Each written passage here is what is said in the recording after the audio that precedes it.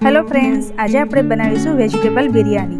મેં અહીં બટેકા, ફ્લાવર, કેપ્સિકમ, વટાણા, કાંદા, ટામેટા, ગાજર બધા વેજીટેબલ્સ સ્લાઇસમાં કાપી લીધા છે। તમે તમારી મનપસંદ કોઈ પણ સબ્જી લઈ શકો છો, જેમ કે રીંગણ છે, ફણસી છે, એ પણ નાખી શકો। મારી પાસે હમણાં આટલા અવેલેબલ હતા એટલા મેં લીધા છે। અહીં મેં એક કુકર લીધું છે, એમાં આપણે 2 ટેબલસ્પૂન તેલ નાખી દઈશું।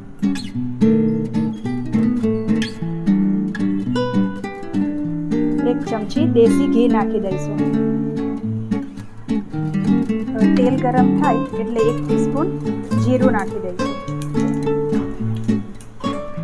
हवे बधा शाकभाजी नाखी दईशुं।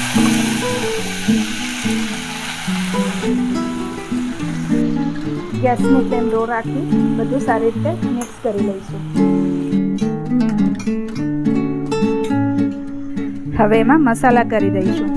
अर्धी टीस्पून लसणनी पेस्ट, अर्धी टीस्पून आदुनी पेस्ट, अर्धी टीस्पून मरचानी पेस्ट, अर्धी टीस्पून लाल मरचुं पाउडर,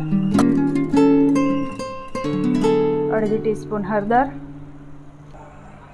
स्वाद अनुसार मीठुं,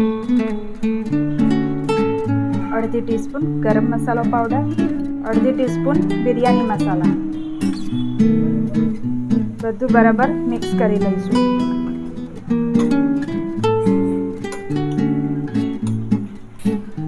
હવે એમાં અડધો કપ પાણી નાખી ઢાંકણ ઢાંકી લો ફ્લેમ પર 2 સીટી વાગવા દઈશું। 2 વિસલ વાગી ગઈ છે। હવે આપણે જોઈ લઈએ આપણું શાક એકદમ ચડી ગયું છે। હવે એમાં આપણે અડધો કપ વરિષ્ઠો નાખી દઈશું, જેની રેસીપી મેં આગળ શેર કરી છે। અડધો કપ દહીં નાખી દઈશું। બધું બરાબર મિક્સ કરી લઈશું।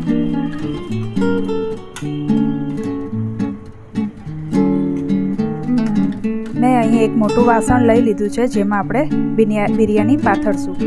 હવે આપણે એમાં નીચે વરિષ્ઠો પાથરી દઈશું, ઉપર થોડું શાક નાખી દઈશું।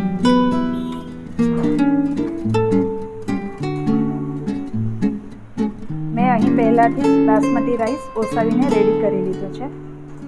હવે રાઈસ નાખી દઈશું ઉપર।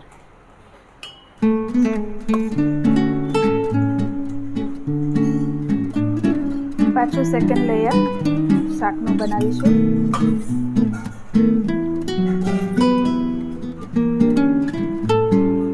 ફરી રાઈસનું લેયર કરી લઈશું। હવે લાસ્ટ અને ત્રીજું લેયર આપણે શાકનું પાથરી દઈશું।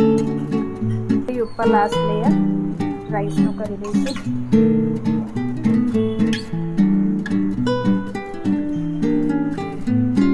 લીલા ધાણાથી ગાર્નિશ કરી લઈશું।